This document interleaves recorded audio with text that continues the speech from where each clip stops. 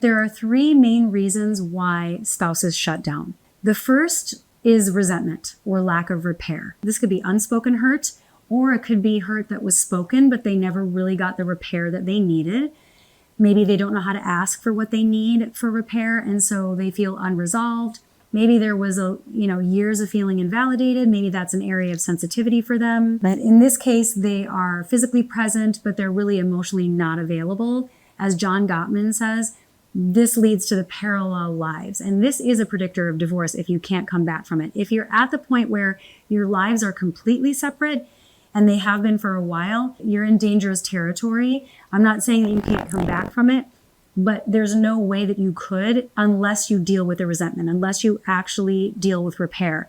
And this is tricky because if your spouse is shut down and you feel like they're just holding on to something that they should have gotten over by now, if there hasn't been sufficient repair and you're living parallel lives, that's absolutely the first thing that you would have to do. Otherwise, it's going to be very difficult, if not impossible, to reconnect, because that's the root. And until that's fixed, everything else is just a Band-Aid and it's just temporary. The second reason is a fear of vulnerability or rejection. So sometimes your spouse might be shutting down not because they don't care, but because they care a lot and they care deeply and they're afraid of being hurt.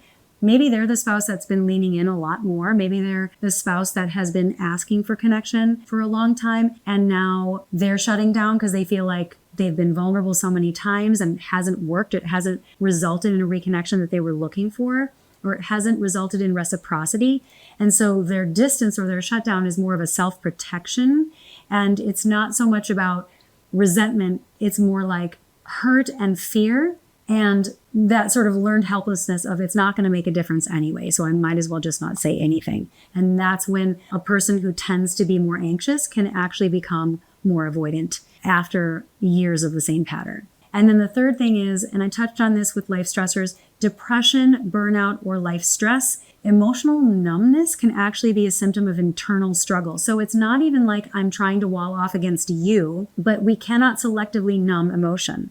So if you're dealing with something extremely painful, maybe you're remembering some childhood trauma. Maybe you're in therapy and stuff's coming up. Maybe something is happening in your family of origin. Whatever it is, you might have a spouse who's trying to block the pain of that, not realizing that that's also going to block joy, that's going to block vulnerability or softness or sharing. You just can't numb one emotion, the negative emotions, and then still have access to all of the positive ones that would have somebody turning toward you in a bid for connection.